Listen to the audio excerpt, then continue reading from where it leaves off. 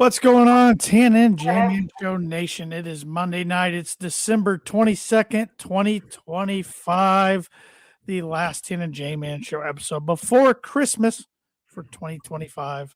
I'm Tanner Lee. Co-host Josh the J-Man is not with us this evening. As he said last week, he was going to be gone. He's got family Christmas stuff going on. So I called to the bullpen. I called for the reliever, for the setup man. Maybe he's a middle reliever. I really don't know. He's an old vet, though. I could tell you that much. My father, Arik Lee. Dad, how we doing? Thanks for filling in for the J-Man. Doing well. I'm the Mariano Rivero of the relief pitcher. I don't know. Maybe a little more wild Mitch Williams. I would call him maybe the Jamie Moyer. That's the only old pitcher I could think of. Yeah, maybe that wasn't a good comparison. But anyways, thanks for joining us this evening. Thanks for filling in for the J-Man. We got a lot to talk about. We got round one of the college football playoffs are in the books. We'll be talking about that. Only one game was really newsworthy, but maybe two, I guess. We also got a lot of NFL. We got 16 weeks down. Well, after tonight, after the Niners-Colts game, it'll be 16 weeks down. 2 to go. The playoff picture's starting to become more clear. And we got some college hoops to talk about as well. But first, we got some birdie or bogey. I guess I brought it. I was really struggling this week finding one. So the Colts and the Niners play tonight. Like I said, it'll be only the fourth time both teams have met up in Indianapolis since 2000. Who was the starting quarterback for the San Francisco 49ers the last time they beat the Colts in Indianapolis? Okay. You're probably not giving any years away or anything. I said it since 2000. So yeah. All right. I told you I was struggling coming up with one. So good question. It's just you just got to probably throw a guess out there, I guess. Probably a Hail Mary. Yep. You're not getting any hints out of me. But this week, the birdie or bogey question is brought to you by Dreddy's Place, not Arlington Public House, even though it says Arlington Public House right there on the bumper. But Arlington Public House is closed for the rest of 2025. So until they open in 2026, taking their place for the next few weeks on the pod will be their sister restaurant, Dreddy's Place, which is also located 701 Main Street, Rochester, Indiana. I know I'm probably biased because I eat there almost every Friday when I'm in town, but I think it is the go-to spot in Rochester for lunch and also breakfast. What say you, Dad? I agree. They serve up fresh breakfast and lunch favorites. Their hours are, let's see here, their hours are, well, they don't list their hours right here on their Facebook page, so that doesn't help. But they're open Monday through Saturday. So there you go. So also open for breakfast on Fridays and Saturdays. So there you go. So can't go wrong eating at Dreddy's Place. Like I said, 701 Main Street, Rochester, Indiana. What do you want to start off with, Dad? You're the host. Well, let's start off with kind of how I went down the rundown earlier in the order. College football playoff underway Friday and Saturday, this past Friday and Saturday. So 4 teams eliminated out of 12, 4 teams moving on. Quarterfinals are set now.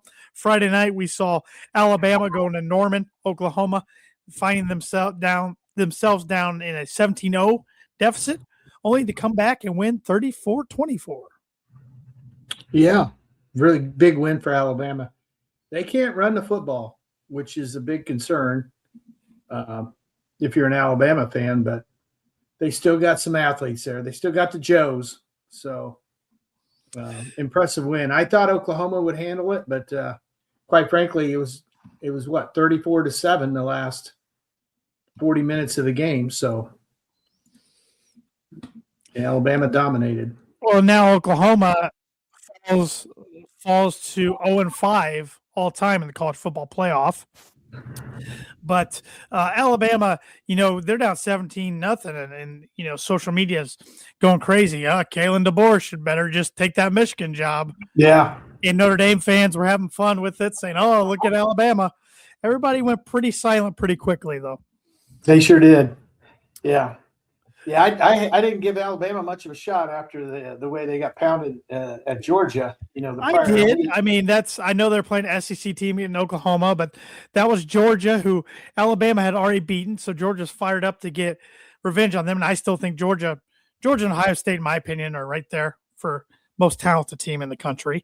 And in Oklahoma's case, they beat Alabama already, so Alabama was going to be mad. Yeah. To go into Norman and win. So, I mean, Alabama still got talent. I mean, come on. You can't ever count them out. I do see they are a 7-point dog to Indiana in the Rose Bowl.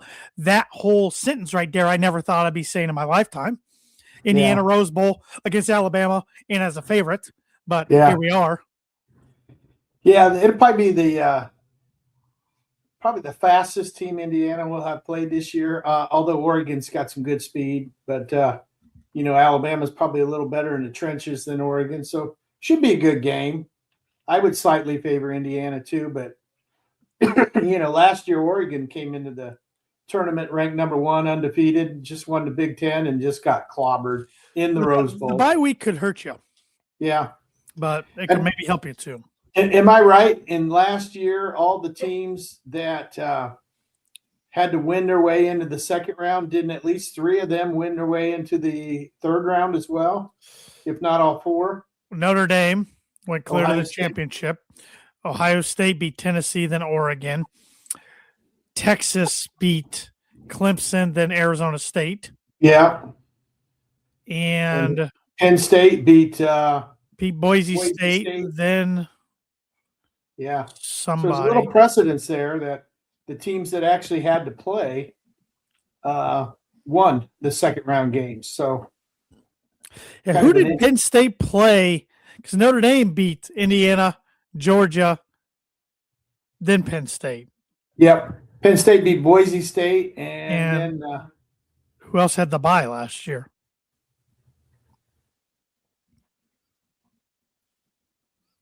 Who won the AC? No, Clemson won the ACC championship.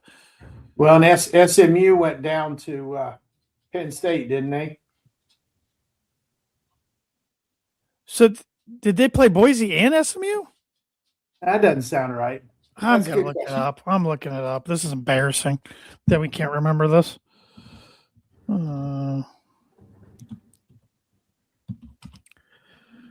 Of course, that gives me this year's.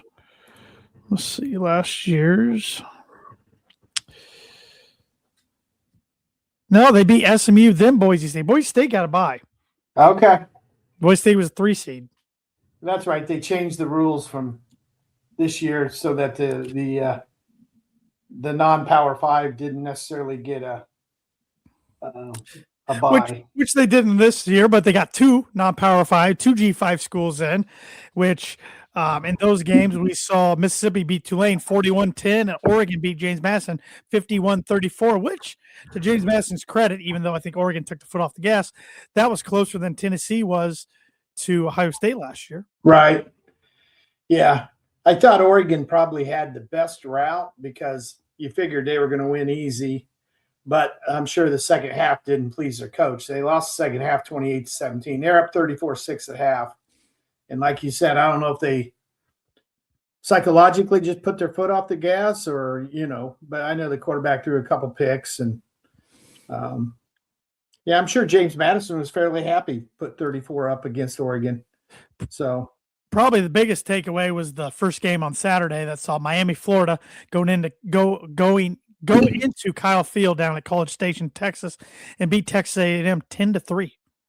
Yeah, a little windy out there. Field just goals a little bit flying right and flying left. I think how many? It was 4 field goals missed or something. So, yeah, that was a big win for Miami. I mean, it kind of validated their whole reason of being there, right? So, sure. I think the college football playoff with the 12 teams, the one thing it accomplishes is you get the best 8 teams from that point forward.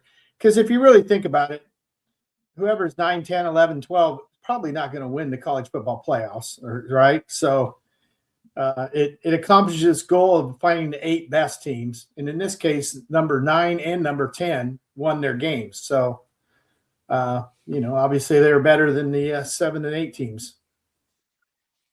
So the best teams are still valued. Yeah, if you were in charge of the playoffs, would you change it going forward? And if so, how do you change it? What would you do? Would you expand it? Would you change how the criteria? Would you change? Yeah. What would you do? Here's what I would do. I would eliminate the championship games of the conferences, which will never happen, and then have a 16 team tournament. First 2 rounds are hosted by the lower seed in their home fields. That way, the travel for the fans doesn't have to be, $10,000 each game. Like if Indiana wins, their fans already paid probably $800 a ticket to go to Indy. Then they're probably going to pay for round trip to the Rose Bowl, for 2 people. Let's say a husband and wife going. That's probably $10,000. If they win that, then you got another week. You don't want to go to the Beach Bowl and probably spend about another $8,000. And if they win that, you don't want to miss the championship. So you've probably got another $10,000. Yeah. So it's a lot more expensive to follow your team in the postseason for college football than it is basketball. And I'm not saying basketball's cheap by any means, but cheaper. No, I found that out a couple of years ago, following Purdue all the way, and it's not cheap. But then, so once you have those 2 rounds, you have 4 teams left. I'd play both games on New Year's Day, and then 9 days later or whatever on that Monday night, have the championship game. That's what I would do. But okay, I would also have it where every team to be eligible has to play 10 Power 5 football games. Whether it be all conference games, or if you only have 9 conference games, or even only 8, then you have to schedule 2 more, 1 or 2 more quote unquote power teams. Mm-hmm. I wouldn't necessarily give the small school a shot in the playoff. It's kind of a cool feature of March Madness, but when you only have 5 guys out there, it's a lot easier to pull an upset than when you have to have 11 guys out there. And that's just what I think would make sense. Yeah. Did some other college football news today? Did you see where, at least for 2 years, the Notre Dame USC series is coming to a pause as Notre Dame's going to play BYU in 2026 and 2027? Some of that was USC wanted to play the Notre Dame game early in the season. They didn't want that as part, when they were playing their conference schedule. And I get that. But, that didn't fit in Notre Dame's arrangements. So they switched it out with BYU, which they'll run into the same problems USC did. They'll be in the middle of their conference season and have to play Notre Dame. Because usually you don't see a power non-conference matchup in the middle of the season or at the end of the season. So. No, it's Notre Dame keeps finding themselves in some predicaments. So, and if they don't join a conference, I could see teams starting to drop them. Yeah, sure. If USC hadn't played them this year, USC very well could have been one of those 12 teams. Yep. Do you think Marcus Freeman leaves for the NFL? I do not. I don't either. I think he entertains it. I think he might interview just for experience. But I don't think ultimately, not yet at least, I don't think he leaves Notre Dame. The only way I could see him leaving is he just gets frustrated by the predicament that Notre Dame's got themselves into. Because right now it looks like Notre Dame has to win 11 games to get in. Yeah. And while they do have, if they're in the top 12 or whatever, they're in automatically starting next year. That's pretty tough. You have to win 11 out of 12. Yep. The other schools, the Big Ten powers and stuff, they can go 10-2, still get in. So. Yep. A lot of people think that there's only 2 places Marcus Freeman would leave Notre Dame for if they were to become open someday: Ohio State, where he's his alma mater, where he played for, or the Bears, where he played for professionally. I didn't know he played professional. Yeah, he played for the Bears for a couple of years, got hurt, and had to retire. Okay. I think 2 or 3 years, maybe. Yeah. Yeah. I could see that, but money speaks too, and I'm sure Notre Dame compensates him really well. But Sure. There's a big difference between living in South Bend, Indiana, and New York City too. Right. So, what direction do you think Michigan ultimately goes with their head coach?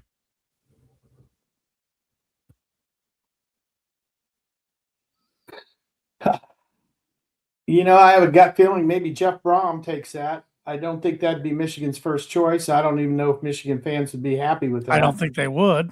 What he went 36-34 at Purdue, which sounds terrible, but at Purdue, that's darn near statue like. So, but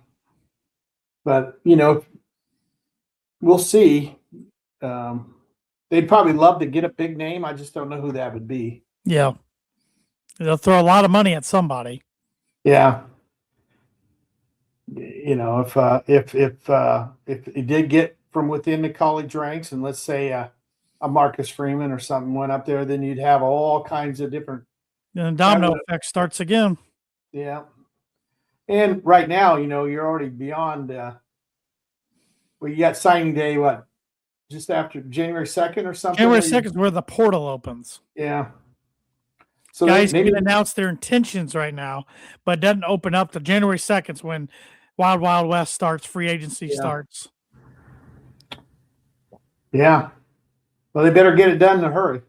Yep, because most of those kids will start class a week or two after that. Yeah. So they're supposed to be student athletes yet still. Yeah, supposedly they already, went around the bushes and talked to Dillingham from ASU, who'd have probably been a good one. Matt Campbell would have been a good one, but Penn State grabbed him. So it's hard to come up with just that right guy. I think you and Josh even discussed Brian Kelly. I think he would love the job, but I don't think they're going that direction. Yeah, I don't either. But so we'll see. It'll be interesting. Yeah. It'll be interesting. Any more thoughts on college football? You want to take a stab? Well, Josh and I will save our predictions for next week, but do you want to take a stab at making your predictions? I would guess Indiana over Alabama in a close one. Ohio State wins. I think the most interesting game might be Texas Tech and Oregon. Two very dangerous teams. Texas Tech is undefeated when their quarterback plays. Just don't know how great the Big 12 really was. And then the other game, let's see, is Ole Miss and Georgia. Yeah, I got to think Georgia in that one. Yeah. So you're going chalk. You're going all the favorites. Well, you say Oregon. They might not be favorite, I guess. They will be the higher seed. Yeah. That game I think will be the best game of the four. So you got 3 of the Final 4 being Big Ten teams. I do. And then Georgia. Yeah. Yeah. Watch it being 0, but that's how I'm heading. I think you and I would rather take 0 than 3. Yeah, 3 is not an option for a Purdue fan. No. So, all right. Well, do you want to get educated real quick before we get too far down the road here? Hit me. All right. Let's talk about On This Day, which is brought to you by Mooney Wood and Laser Crafts.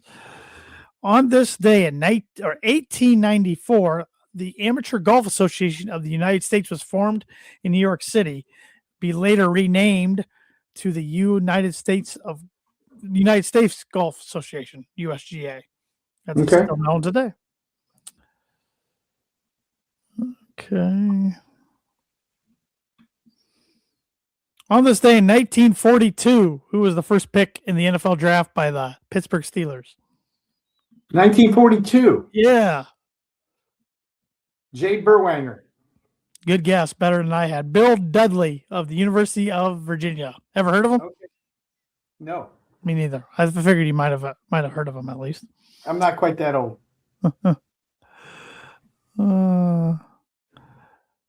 On this day, 1962, the millionth NBA point was scored. The millionth. Millionth. Yep. Was it Wilt? Doesn't say who. Just says the Oh. millionth point was scored. Wilt averaged 50.4 that year, I think. So chances are he dang near had a million himself. On this day, 1983, the Indiana Pacers beat the one at Denver against the Nuggets 133 to 132 to snap an 28 NBA game losing streak on the road. Wow. Defensive battle. On this day, 1995, MLB pitcher David Cone signed a $19.5 million 3-year contract with the New York Yankees.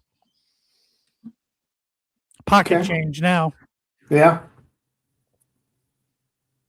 On this day, 1996, St. Louis Blues right wing Brett Hall scored his 26th NHL career hat trick to reach 500 career goals in a 7-4 win over the Los Angeles Kings. With father Bobby Hall, he became the first father-son combo to each record 500 goals. That's good. That's a good one.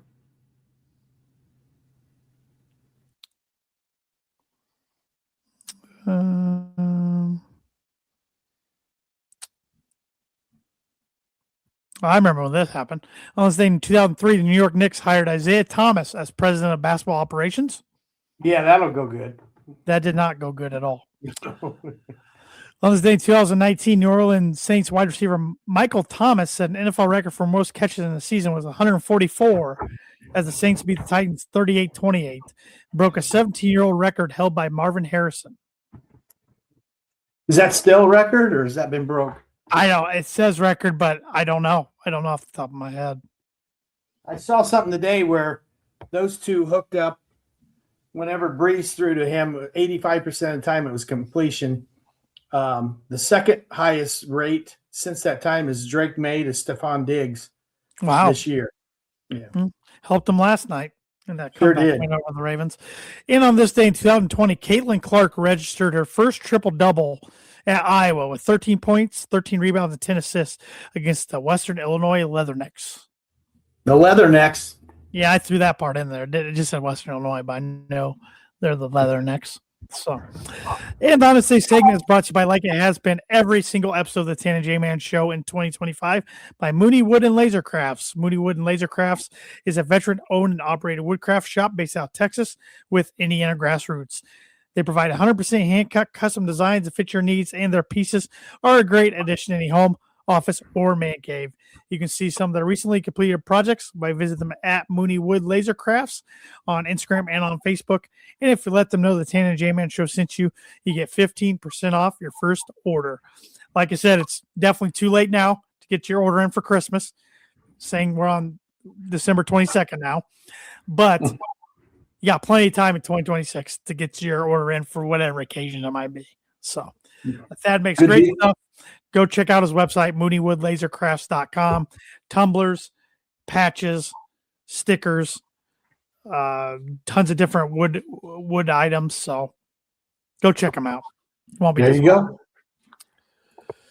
go. All right. What is your blind rankings? What's that in relation to this week? All right. I did. Well, I was just asking what is it? What sport? It is not necessary. It's sports related, but it's not necessarily tied to one sport. All right, we'll go ahead and do that then. All right. I had 4 or 5 different topics, and I couldn't come up with a good fifth one for 2 of them. So I came to this, and I want you to rank these 1 through 5 on your favorite listening pleasure, best play-by-play or 5 different play-by-play announcers. Okay, I like it. I'm going to start with Gus Johnson. Ugh. Gets a little too excited for my liking. I like excitement, but he takes it over the top. I still can't get over his love fest for Jordan Holes back in the day. So, Gus, I got a feeling you got somebody worse, in my opinion, than Gus. So I'm putting Gus at 4. 4, okay. Mike Tirico. Oh, it's hard to beat Mike. Mike's good, whether he's doing Olympics, NFL, NBA, golf. He's a pro's pro. Yeah. I'm gonna put Mike at 1. He's tough to beat. I think he's really good. I would agree with that. Chris Fowler. I think he's underrated. I don't think people give Fowler enough credit, mainly because he doesn't do game day anymore. But he does the main game with Herb Shriek. He still does tennis. He's got a calm, soothing voice. Still does the college football game, or he's one of like 6 announcers on there. I will put Fowler at 3. 3, okay. Jim Nance. So I got 2 and 5 left. I've always liked Nance. I mean, how can you not? I mean, he does the Masters. He does other big golf events on CBS. He used to do the Final Four. He does the NFL games on CBS. Part of tons of moments in my 33 years of existence. Jim Nance has been on those calls. So I got to go Nance at number 2. I'd agree with that. And lastly, Joe Buck. So Buck goes number 5 for me. In a re-rank, I'm flipping Buck and Gus, but I'm keeping all the rest. But I'm not the biggest Joe Buck fan, but I don't mind him. I think he's better at football than he is baseball. Yeah. And he's a lot better at both those than he was golf. He was not good at golf. Golf was not his forte. Fox was not good at golf. No. Total production, any of that. So, no. Yeah, re-rank, I'm keeping Trico 1, Nance 2, Fowler 3. I'm putting Buck at 4 and sliding Gus Johnson to 5. I would have that same exact, although Buck and Fowler are pretty close to me. 3 That's and 4. fair. That's fair. But yeah, I think Tirico's the best, and Jim Nance is right there. So. What were some of your other lists you were considering? Well, I had the most shocking sports announcements. Right away, I thought about Andrew Luck retiring. Luka Doncic. Your daughter-in-law was at that game. Oh yeah, when the announcement started coming across the stadium. Luka getting traded. That was a big one. I thought it was fake news when it happened. O.J. Simpson getting charged with murder. You were too young for that, but yeah. And then Tyson biting Holofield's ear. Yeah. But I couldn't really come up with another one. And then I had the best. The Mitchell report? Steroids. Yeah. That wasn't really shocking. We all kind of knew that was coming. Penn State football. Oh, yeah. The Paterno thing. Or Sandusky. Sandusky, all that. Yeah. And then I also had the best team to not win the championship. Ooh. Like the undefeated Patriots with Randy Moss's year, the 73-win Warrior team, the 116-win Seattle Mariner team. Yeah. And the undefeated Kentucky team. In basketball. And that Mariner team didn't even make the title like the rest of them. No. And then the other one. Oh, Kentucky didn't make the title either. So the other one I had was, I don't know if it was before your time, but it's a little bit because he was the champion when Mike Tyson lost to Buster Douglas. That was before me. I know that was before me. I thought it was. That's why I didn't. Tyson was kind of on the back. I mean, I remember the Holyfield thing happening. I remember Lennox Lewis kind of knocking Tyson's block off, and then that kind of was Tyson. He was downslide after that. Yeah. Kind of like Jake Paul got his block knocked off this weekend. Yeah. You got to give the guy an A for courage, though. Finally fought somebody. We'll see if he continues it. I guess he could continue it now, and now it's the comeback story of Jake Paul if he tends to do so. So yeah. But that is the blind ranking segment, which is brought to you by, like it is every week, Performa Print 2 Promo Group. If you're looking for a trustworthy, dependable resource for next trade show, company picnic, or sales meeting in 2026, Performa Print 2 Promo Group has over 50 years combined experience in promotional products and commercial print.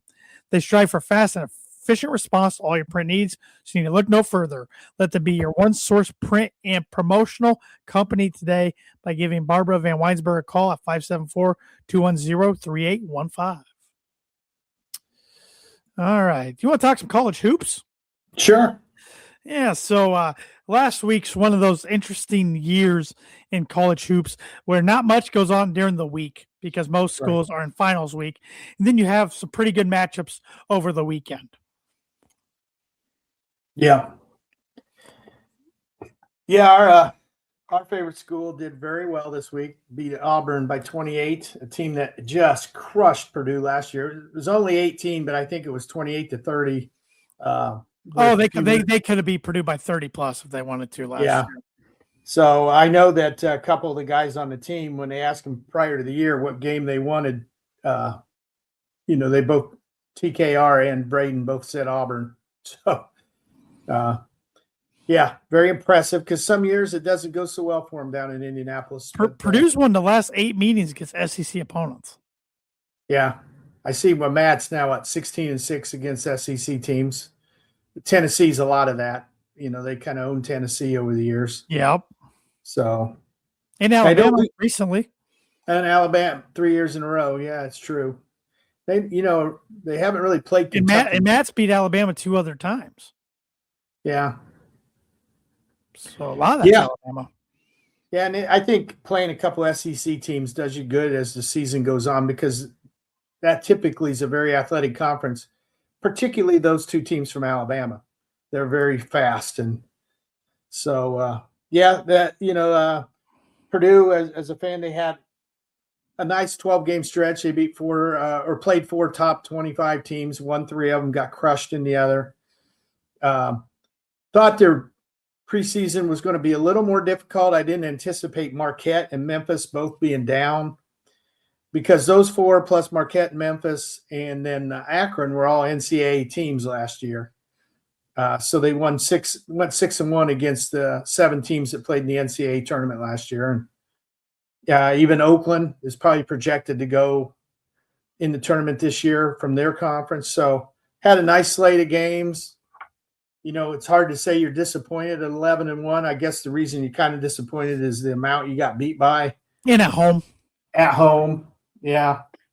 But they're 5-0 away from Mackey Arena. That's a positive sign. Mm-hmm. But the true season kind of starts here in about a week and a half. Sure. They got one more game in non-conference, actually a week from tonight on Big Ten Plus. Yeah. Kid State that's been had a pretty good start to their season. Yeah, I see they're 10-2, aren't they? Yeah. But Purdue took care of business. Duke lost their first game of the year to a team that Purdue beat, and Texas Tech lost a 17-point lead. So Purdue moved up to 5 in the rankings today. Yeah. I see some other Big Ten schools are in the rankings now. USC's 24th, Iowa's 25th. So, Nebraska's clear up to 13th. Nebraska's 13th. Illinois in action tonight in Josh's favorite game of the year, the bragging rights game against Missouri. Yeah. I think Illinois kind of owned that lately. I told Josh I am, as of today, officially declaring Missouri as my second favorite team. As a what? My second favorite team is Missouri going forward from tonight. There you go. Yep. Can't name their coach probably, but nope. I can for football, but they got good colors. And at one time in this house, a former Missouri Tiger player lived in this house. So, is that right? Yes, and he was not very good, but his career game against Illinois. There you go. In a victory for the Tigers. So I think the Hoosiers are playing Siena right now. They are playing Siena, who is coached by. You're pointing at me. Yeah, I'm telling you to. No, you got nothing. Is it the guy who used to? No, it's not the guy who coached Farley Dickerson. You and I watched this guy play in the McDonald's All-American game in 2005.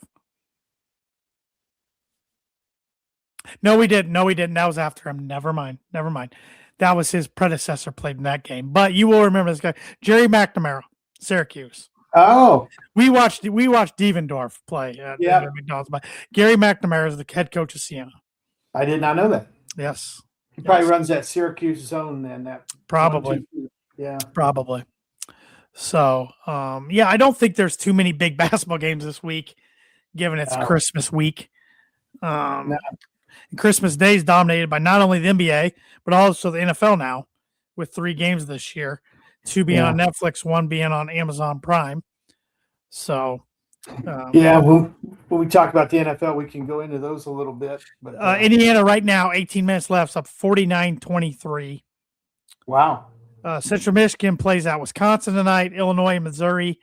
San Diego's at Washington. Tomorrow, Ohio State hosts Grambling State. UCLA hosts UC Riverside. Then Sunday, Old Dominion plays at Maryland, and Omaha plays at Oregon. That's your Big Ten slate for the week. Yeah, I don't expect the Big Ten to lose any of those games. Even next week, it's pretty down. I did see where Washington lost to Seattle this weekend, which I thought Washington was my pick as a sleeper pick in the Big Ten to finish in the top 4 or 5, and they still might. I mean, everybody has a bad game now and then.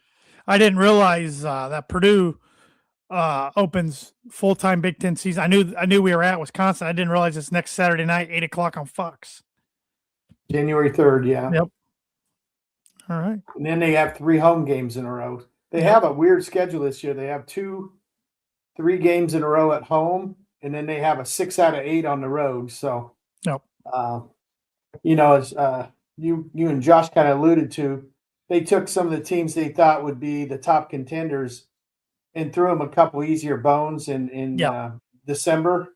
Purdue got Rutgers in Minnesota, which probably will be 16th and 18th in the 18-team conference. Yep. Illinois, it's kind of shocking. They had to play Ohio State and Nebraska, which is a little tougher start. So yeah, sure was. If you just look at it right now, you'd almost have to say Nebraska's leading the league because they've got wins against Wisconsin and Illinois out of the way already. I think Wisconsin's maybe the most disappointing team so far in the league. Yeah, but they'll be good. Probably. They always are. One thing I always liked is to play road games the first week of January before all the students were back. Sure. Unfortunately, Purdue's going to have 3 home games before the students get back. At least they get at Wisconsin out of the way. Yeah. Yeah, it's just a little bit different atmosphere when the kids aren't around. Yeah, but Purdue fans, I mean, they proved against Marquette they'll go through snowstorm to get to the game. Yeah. So I don't think if any school can sustain that, I think Purdue can better than others. Yeah, a couple years ago they lost. When they were really good, they lost at Rutgers at home during that first week. So things happen. Although that Rutgers team, who'd have ever guessed that Spencer would be the NBA guy in that group? Nope. No, didn't see that coming. Nope. So, but I think you're a lot like me. You still haven't watched a ton of college basketball outside of Purdue or the Big Ten yet to date, correct? Yeah, I haven't really even. I can literally say I've only watched maybe 2 or 3 minutes of Indiana. Yeah. And I can't even think of any other Big Ten teams I really watched. I saw a little bit of Michigan against Rutgers, and obviously Michigan's looking like a killer right now. But go on the road in the Big Ten, they'll get some challenges. Sure. Well, let's transition back to the gridiron, talk some NFL because we can talk at length about the NFL. We got 22 minutes left. Mm-hmm. So week 16 will be in the books after tonight's Monday Night Football game, the Niners and the Colts.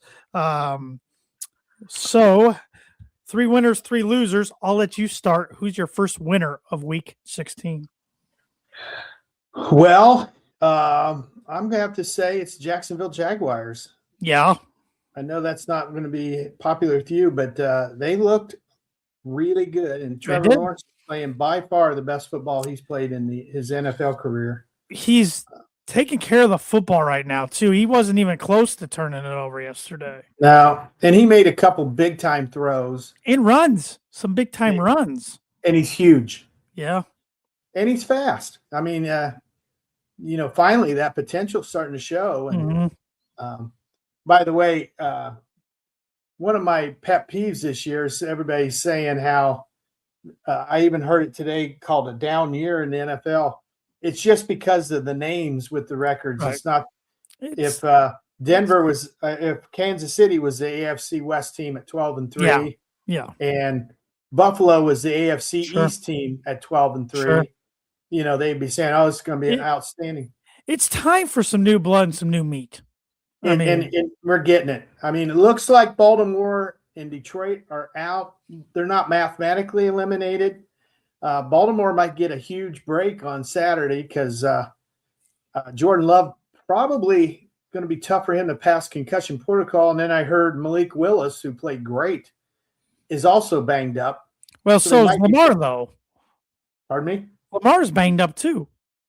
But yeah, if Lamar, but his backup looked great last night too, I thought. But Yeah. you're right. You're right. But if they just run the ball, But they, like they wouldn't run the ball last night. I So, know I Derrick mean, Henry was going nuts, and they wouldn't give him the ball. yeah. So But that's just John Harbaugh.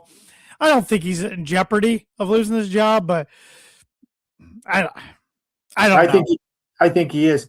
And then in the other case, I know it seems like the Lions are dead and out, and I thought their way in was win the last three and the Bears lose out.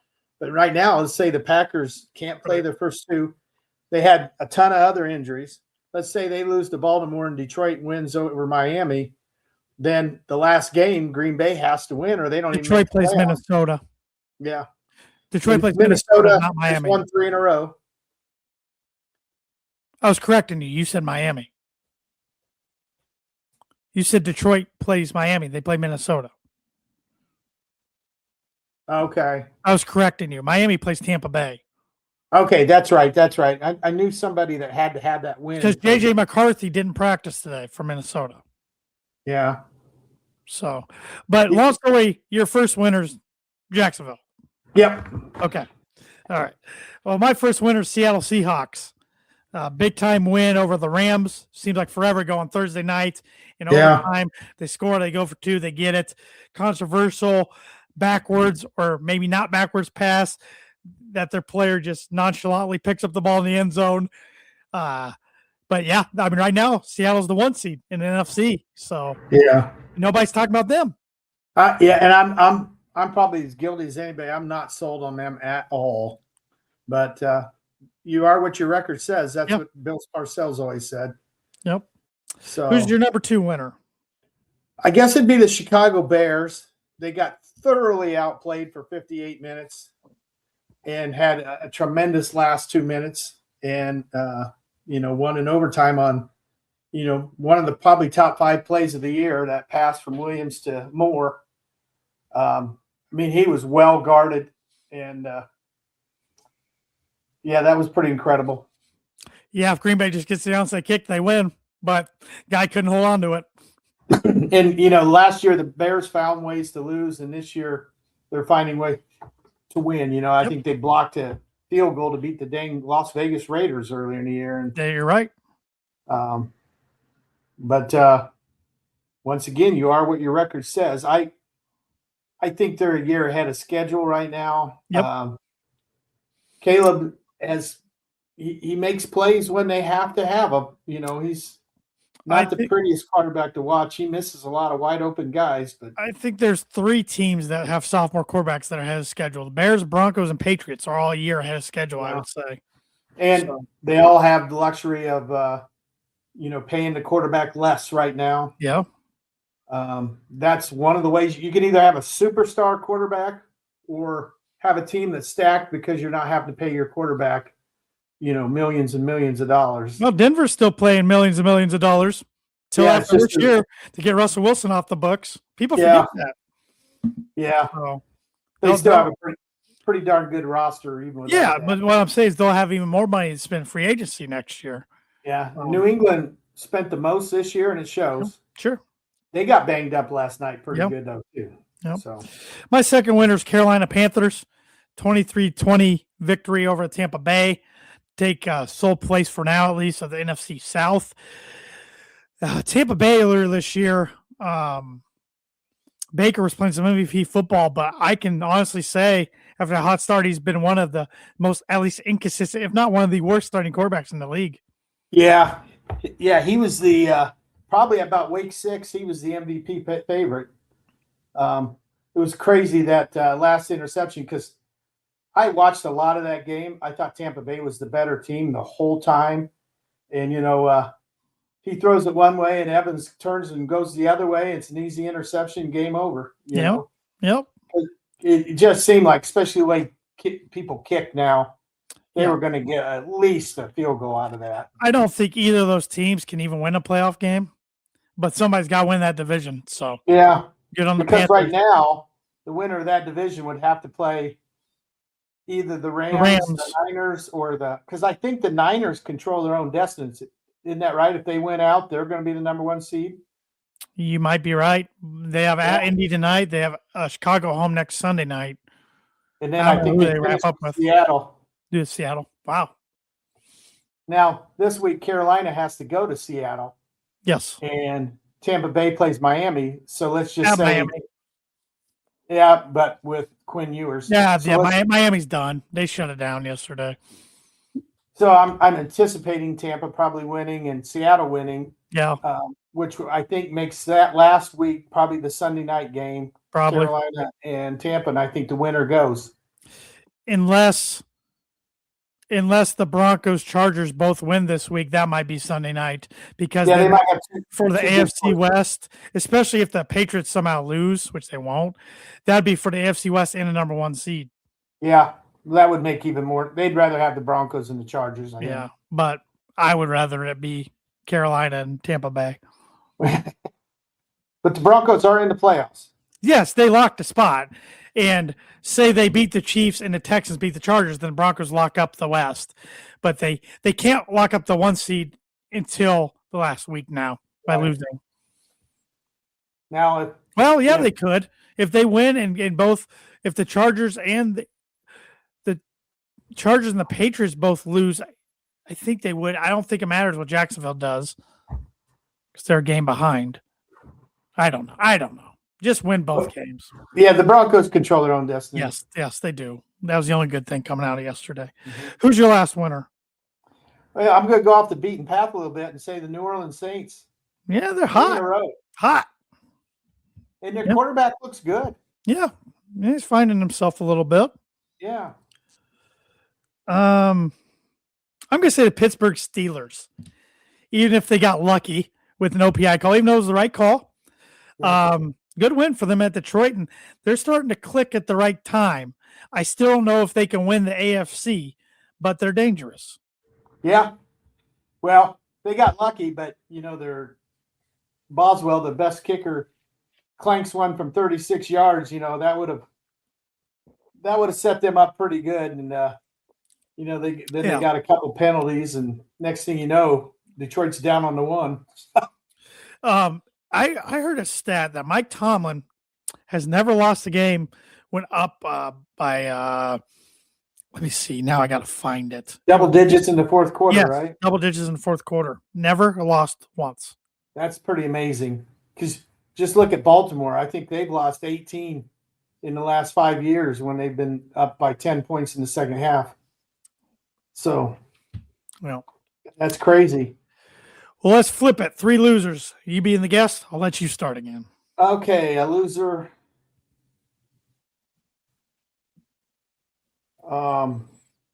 So many teams are already out of it. Yeah.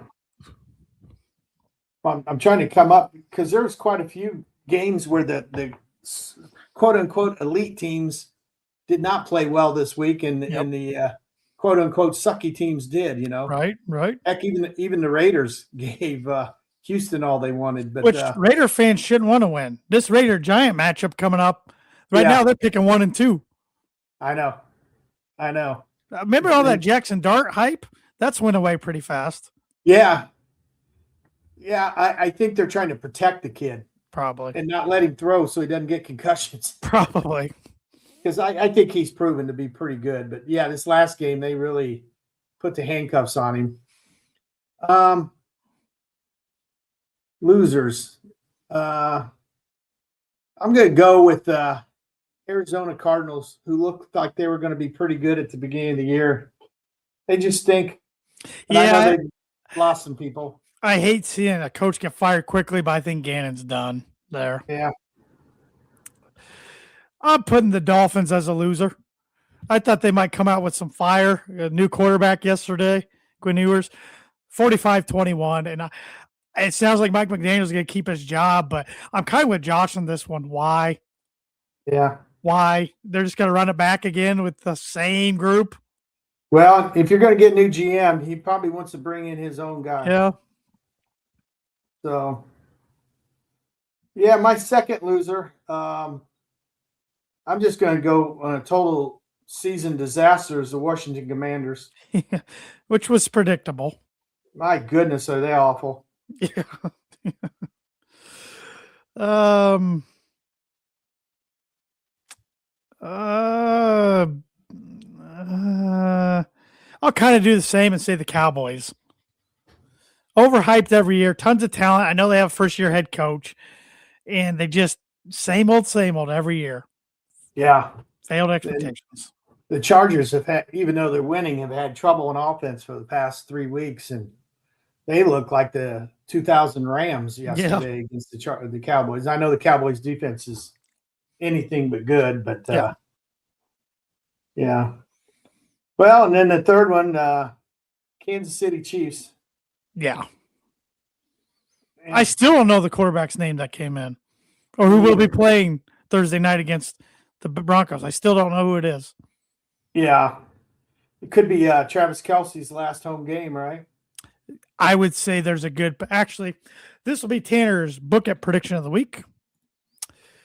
Thursday night will be Travis Kelce's last game in a Chiefs uniform at Arrowhead Stadium, which was announced today. Arrowhead has only got a few more years of life as the Kansas City Chiefs are planning to move from Missouri to the state of Kansas and build a new stadium. And build a new stadium. Well, Yes.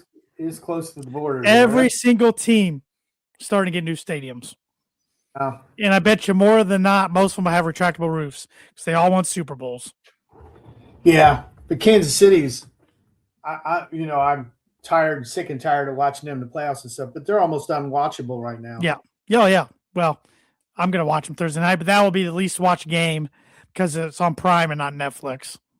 Well, that whole slate they have Thursday ends up being a catastrophe. Not good. And we'll get Denver's the only one of the 6 teams that's going to make the playoffs. We'll get to that in a bit. But the J-Man's Book of Prediction of the Week is brought to you by, like it has been every week in 2025 and for the past couple of years of the podcast, Travis Watering Agency. Travis Watering is a multi-line agent for Indiana Farm Bureau Insurance, specializing in home, auto, life, and renters insurance. He can also do annuities and much, much more. For all your insurance needs, contact Travis at 219-869-4561. I know he's not having a good sports year this year. Reds fan, Colts fan, Notre Dame football, who had a pretty good year but didn't make the playoffs, and Ohio State basketball. Well, we all have our down years. Yes. Yeah. Oh, well, yes. So, my last loser, I could pick my own team, but we already put the Jaguars in the winners circle. I'll put John Harbaugh just for not running the ball with Derrick Henry. Yeah, he should have. So, yeah, Baltimore just finds a way to lose games. Yeah. So, all right, week 17 game picks and confident point time. J-Man did send his in, which I was surprised. Okay. So I have his picks too. We'll start with the Thursday games on Christmas Day. Dallas Cowboys at the Washington Commanders, and the Cowboys are 6.5-point favorites. I got Dallas as my 9-point. 9-pointer. I got Dallas as my 10-pointer. The J-Man has the Cowboys as his 3-pointer. Detroit Lions at the Minnesota Vikings. Lions are 6-point favorites. I have Detroit for 8. I got Detroit for 12, and J-Man's got Detroit for 5. The nightcap, the Denver Broncos at the Kansas City Chiefs. The Broncos are 13-point favorites. I have the Broncos for 16. I got the Broncos for 16 as well. That's probably going to bite me. And the J-Man's got the Broncos for 15. Mm-hmm. Saturday games, Houston Texans at the LA Chargers. I got the Chargers for 4. You got the Chargers for 4. J-Man and I both have the Chargers for 2. In the night game Saturday night, the Baltimore Ravens at the Green Bay Packers. I did this before I had heard about all but I have the Packers for 12. Tanner's got the Packers for 13, and the J-Man's got the Packers for 8. So we're all hurting there if the Packers lose. The battle for Florida, Tampa Bay at Miami. I have Tampa Bay for 11. I got Tampa Bay for 4, and the J-Man's got Tampa Bay for 12. I was surprised it wasn't 16, to be honest. New England Patriots at the New York Jets. I have the Patriots for 13. I got the Patriots for 11. The J-Man has the Patriots for 7. Pittsburgh Steelers at the Cleveland Browns. I have Pittsburgh for 10. But did you hear about DK Metcalf? Yeah, he pulled and punched that guy. I didn't hear it was 2 games. I knew they were going to come down with something. Anyways, they still should beat the Browns. I got Steelers for 8. J-Man's got Steelers for 9. Arizona Cardinals at the Cincinnati Bengals. I got Cincinnati for 14. I got Cincinnati for 15, and the J-Man's got Cincinnati for 16. Wow. New Orleans Saints at the Tennessee Titans. I have New Orleans for 6. J-Man's got New Orleans for 4. I got New Orleans for 7. The Jacksonville Jaguars at the Indianapolis Colts. I have the Jags for 7. I wish I could watch the Colts play tonight before making this pick, but I got the Jags for 9. J-Man's got the Jags for 11. Seattle Seahawks at the Carolina Panthers. Or is it the other way around? Is Carolina at – no, it's at Carolina. Is it? Let me double check that. Yes, it's at Carolina, but the Seahawks are 7-point favorites. I have Seattle for 5. J-Man's got Seattle for 10. I got Seattle for 6. The battle for the number 1 overall draft pick in the NFL draft, New York Giants at the Las Vegas Raiders. I have the Raiders for 1. We all 3 have the Raiders for 1 point. Yeah. The Philadelphia Eagles at the Buffalo Bills. Your Buffalo Bills. I have the Bills for 3. I have the Bills for 3 as well. J-Man's got the Bills for 6. Sunday Night Football, Chicago Bears at the San Francisco 49ers. I have the Niners for 2. I got the Niners for 5. J-Man's got the Niners for 14. I think there's a little prejudice in that one. I was surprised, though, because his wife's uncle's a big Niners fan, so he don't like the Niners either. So, L.A. Rams at the Atlanta Falcons, Monday Night Football. I got the Rams for 15. I got the Rams for 14, and the J-Man has the Rams for 13. So we all agree on all 16 games. Did we really?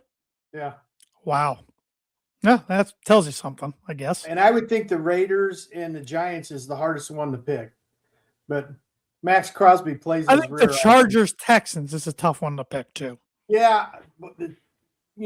Texans did not look good on offense yesterday. Several teams didn't. The Bills only couldn't score in the second half. Broncos didn't look good in the second half. Well, not really. 3 they scored as many, I guess, second half they did in the first half. So defense didn't look good. Yeah, so it's a week-to-week league. You just kind of win and go on. It is. You get hot in the playoffs. It is. I told somebody today my goal for the Broncos before the year was win the division and win a game in the playoffs. And they can definitely do both. But if they are the 1 seed, then I get a little greedy knowing they got home field. And if you win one game, then you're in the AFC Championship. Yeah. So we'll see. Who would you pick to go to the Super Bowl right now, today? I'd like to say the Broncos, but honestly, the one team that scares me in the AFC scares me the most is the Bills. I know their O-line's not very good and their defensive backs aren't good, but they got that number 17. Yeah. That can get it done. He didn't have to do much yesterday, but, boy, they are really, really weak at the receiver position. I thought they set both their best 2 guys yesterday. Didn't even play them, so I don't know. Sometimes you're going to have to throw the ball down the field. Yeah. They just don't. In the NFC, I still like the Rams.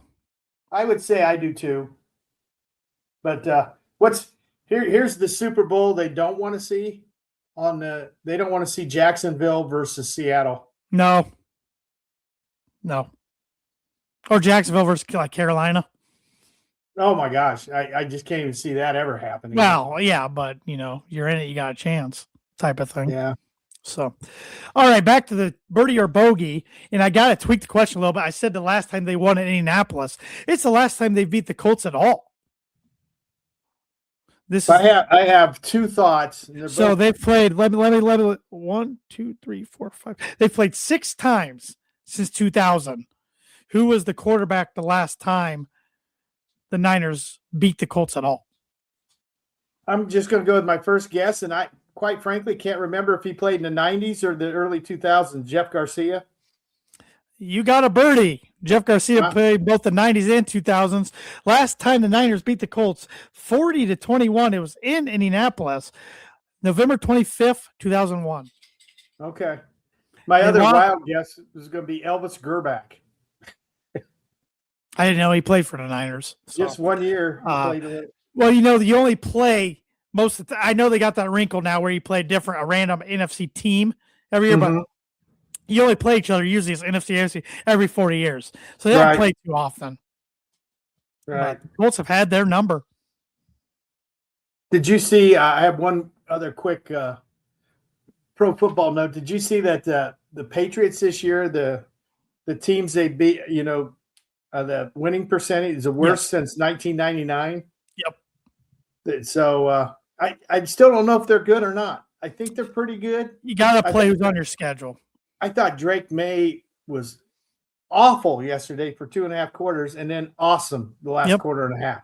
Yep. So they throw that 20-yard out better than any other team I've seen all year. Real quick, who you got tonight, Colts or Niners? I have the Niners. Yeah. We'll see how Old Man Rivers does. Yeah. If the Niners win, then I think AFC's only got 2 more spots to fill, and I think the NFC would only, they're down to only a couple spots to fill. Yep. So. Yep, it's as it should be. 2 weeks left. Playoff picture is becoming clear. So basically 2. And if Pittsburgh beats Cleveland this week, that's done too. So So, well, thanks, Dad, for filling in for the J-Man, and thanks to everybody out there who watched or listening at a later time. And Merry Christmas to everybody. Happy Hanukkah. Happy or Merry whatever you celebrate. So I hope everybody has a great time with friends and family. And we'll be back at it next Monday. The J-Man will be back for our last episode of 2025. Have a great week, everybody.